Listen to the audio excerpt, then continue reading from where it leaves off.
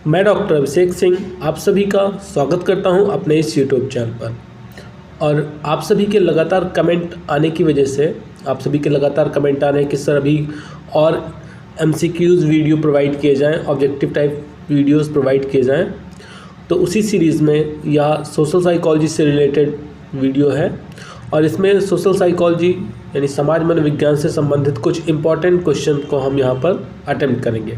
Important इसलिए हैं क्योंकि आप देख रहे हैं कि UPPSC, UPSC और भी अदर स्टेट्स में भी ये क्वेश्चंस पूछे जा चुके हैं। तो इसीलिए आपके एग्ज़ाम में भी इनके आने के चांसेस बनते हैं। और अगर आपको इनके नोट्स चाहिए, मतलब यहाँ पर तो हम केवल वन लाइन एक्सप्लेन कर रहे हैं, लेकिन आपको इसके पीछे की थ्योरी चाहिए कि इसके पीछे की थ्योरी क्या है, कैसे ये क्वेश्चन सही है, कैसे ये क्वेश्चन नहीं सही हो रहा है। तो इसके लिए आप नीचे डिस्क्रिप्शन में जा सकते हैं, वहाँ पर आपको लिंक मिल जाएंगे प्लेलिस्ट के, जहाँ पर आपको सोशल साइकोलॉजी से रिलेटेड कंप्लीट सिलेबस कवर किया गया है विथ नोट्स, तो आप उसको देख सकते हैं। चैनल पर अब तक पर्सनालिटी और मेंटल टेस्ट, उनके अलावा social psychology, abnormal psychology, environmental psychology, guidance counselling, statistics, research, इन सभी से रिलेटेड इम्पॉर्टेंट MCQs जो कि MPPCS, UPPCS या UPSC में भी पूछे जा चुके हैं, ये सभी क्वेश्चंस के वीडियोस चैनल पर अवेलेबल हैं। इन सभी वीडियोस का जो प्लेलिस्ट का लिंक है वो आपको नीचे डिस्क्रिप्शन में मिल जाएगा, वहाँ से आप सीधे उन प्लेलिस्ट तक पहुँचें और उन वीडियोस को देख सकते हैं। तो चलिए स्टार्ट करते हैं आज की क्लास। आज का हमारा पहला क्वेश्चन है क्वेश्चन नंबर 279। अधोलिखित शक्तियों में किसका उपयोग सफल लोकतांत्रिक नेता करते हैं? तो यहाँ पर जो सफल लोकतांत्रिक नेता होते हैं वह पुरस्कार एवं विशेषज्ञता का उपयोग करते हैं। तो आप ऑप्शन ए को टिक करेंगे यहाँ पर। क्वेश्चन नंबर 280, जब दूसरे लोग प्रत्यक्ष रूप से हमारी ओर मुँह करके बैठे हैं, हमारी दिशा में झुके हुए हैं तथा हमारे बोले जाने पर प्रायः सिर हिलाते हैं, तो हम अनुमान लगाते हैं। तो जैसे अगर कोई पर्सन आपके सामने बैठा है और आपकी तरफ हल्का सा झुका हुआ भी है, आपकी बातों को सुन रहा है और बीच बीच में सर को भी हिला रहा है, तो अगर ऐसी एक्टिविटीज़ होती है आपके सामने, तो आपको क्या लगेगा? आपको यही लगेगा कि वो पर्सन आपको पसंद करता है। तो आप यहाँ पर ऑप्शन ए को टिक करेंगे। क्वेश्चन नंबर 281, नेतृत्व शैली जिसमें नेता की अनुपस्थिति में अनुयायी कार्यक्रम को निश्चित करने में सक्षम नहीं होते, यानी अगर नेता नहीं है तो वो कार्यक्रम को आगे बढ़ाने में सक्षम नहीं होते हैं। तो वो कौन सा नेतृत्व होता है जिसमें ऐसी सिचुएशन आती है? तो जब नेता बहुत ज़्यादा तानाशाह होता है, डिक्टेटरशिप वाले जो नेता होते हैं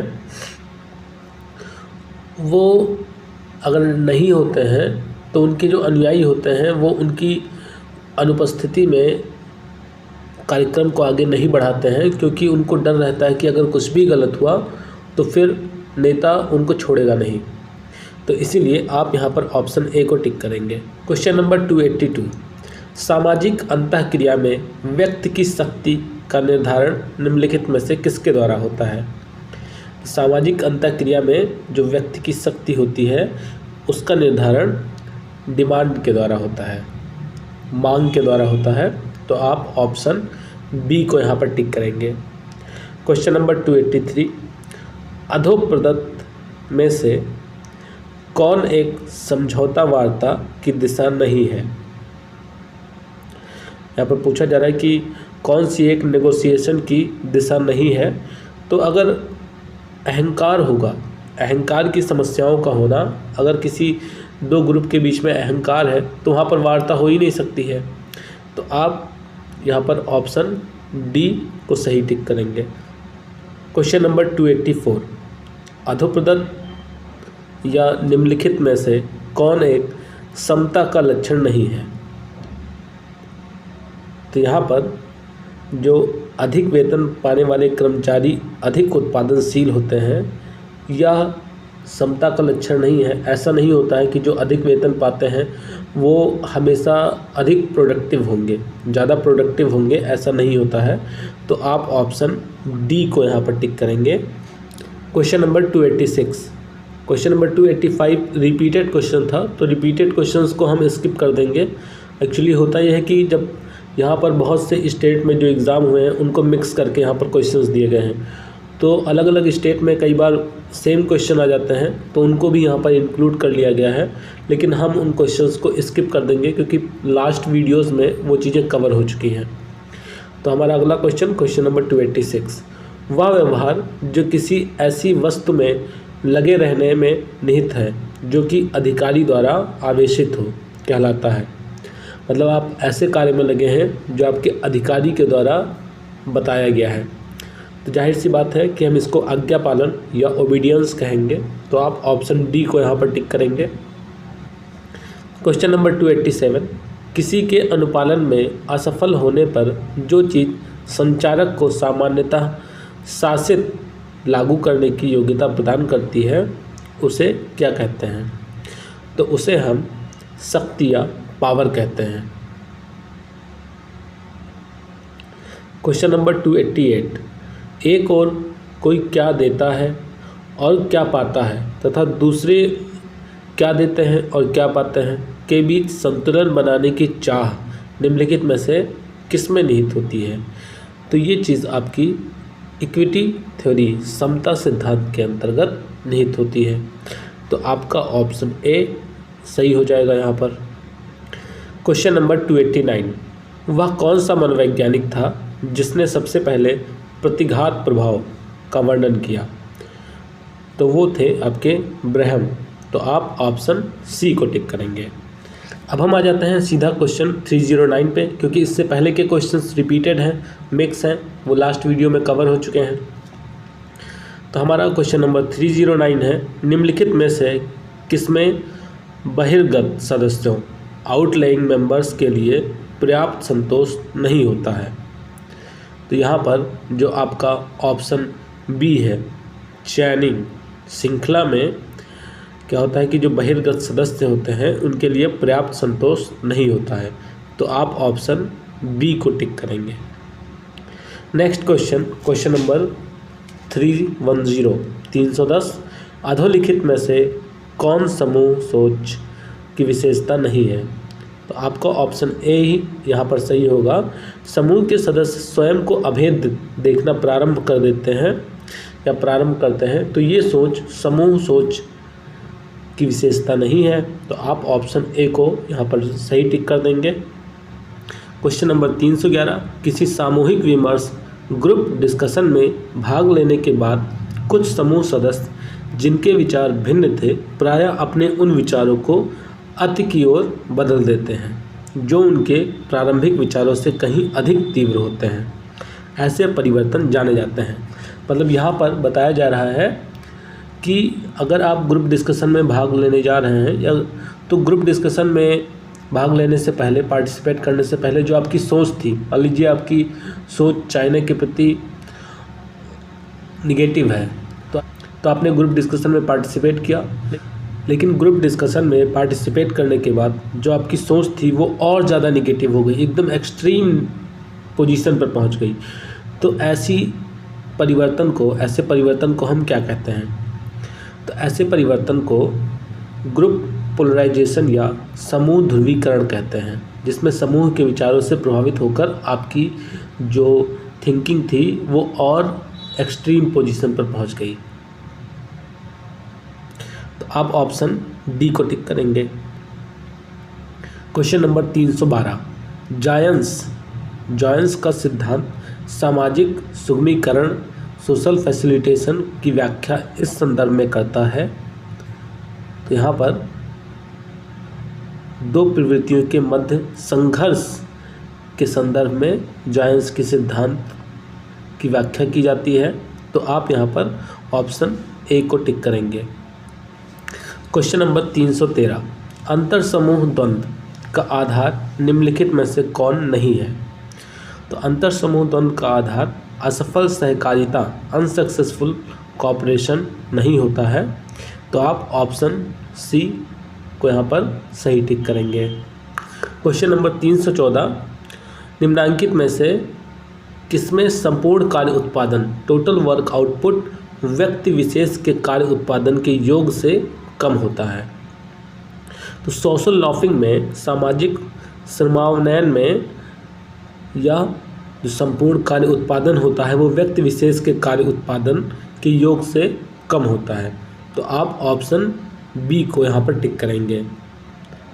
क्वेश्चन नंबर 315, निम्नलिखित में से कौन अनौपचारिक समूह का लक्ष्य नहीं है?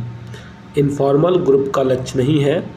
तो इनफॉर्मल ग्रुप का लक्ष्य आपका जो सदस्यों के निर्धारित कार्य या इनफॉर्मल ग्रुप का लक्ष्य नहीं होता है, क्योंकि इनफॉर्मल ग्रुप में क्या होता है, अनौपचारिक ग्रुप में, कि वहाँ पर कुछ डिसाइड नहीं होता है पहले से।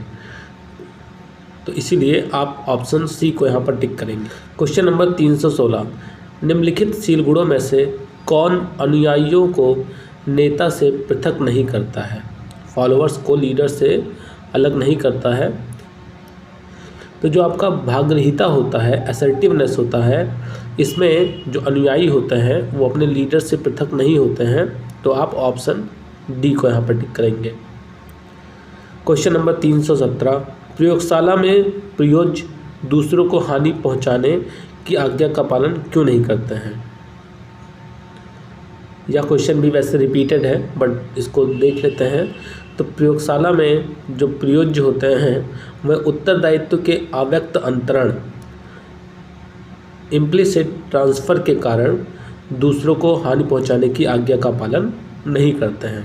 तो आप ऑप्शन बी को टिक करेंगे। क्वेश्चन नंबर 318, निम्नलिखित में से कौन सा कथन सत्य नहीं है? तो यहाँ पर जो आपका कथन डी है, संबंध में कम रुचि वाला अधिक सामर्थ्यवान होता है। ऐसा नहीं होता है कि जो संबंध में कम रुचि रखता है वो ज़्यादा पावरफुल होता है। तो आपका यहाँ पर ऑप्शन डी सही होगा। क्वेश्चन नंबर 319, सर्वसम्मति बनाए रखने के लिए अत्यधिक समरूपता एवं सामूहिक प्रयास की परिणति प्रायः होती है।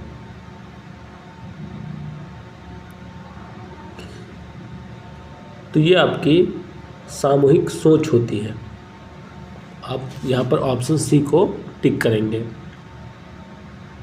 क्वेश्चन नंबर 320, निम्नलिखित सिद्धांतों में से कौन यह कहता है कि यदि किसी व्यक्ति या समूह की लागत अधिक हो तो पुरस्कार भी अधिक होना चाहिए?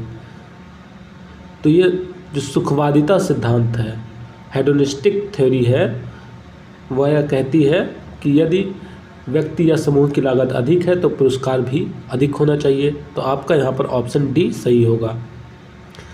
क्वेश्चन नंबर 321, निम्नलिखित में से कौन समरूपता का आधार नहीं है? व्यक्तिकरण की आवश्यकता या समरूपता का आधार नहीं होता है। इंडिविजुअलाइजेशन इसका आधार नहीं है। तो आप ऑप्शन बी को टिक करेंगे। क्वेश्चन नंबर 322, आज्ञा पालन पर मिलग्राम के प्रयोग का उद्देश्य था। तो आज्ञा पालन पर मिलग्राम के प्रयोग का उद्देश्य विनाशकारी आज्ञा पालन को देखना था, डिस्ट्रक्टिव ओबीडियंस को देखना था। तो आपका यहाँ पर ऑप्शन सी सही होगा। नेक्स्ट क्वेश्चन, क्वेश्चन नंबर 324, निम्नलिखित में से कौन समता का लक्षण नहीं है? तो यहाँ पर समता की स्थितियों का ऋणात्मक आशय, निगेटिव इम्प्लीकेशन, या समता का लक्षण नहीं है। तो आपका ऑप्शन सी यहाँ पर सही होगा। क्वेश्चन नंबर 325, समझौता वार्ता नेगोशिएशंस में सफलता का एक निर्धारक निम्नलिखित में से कौन नहीं है? तो दूसरे पक्ष की भूमिका को सावधानी के साथ अभिगृहित करना, यह नेगोशिएशंस की निर्धारक नहीं है। तो आप ऑप्शन सी को यहाँ पर टिक करेंगे।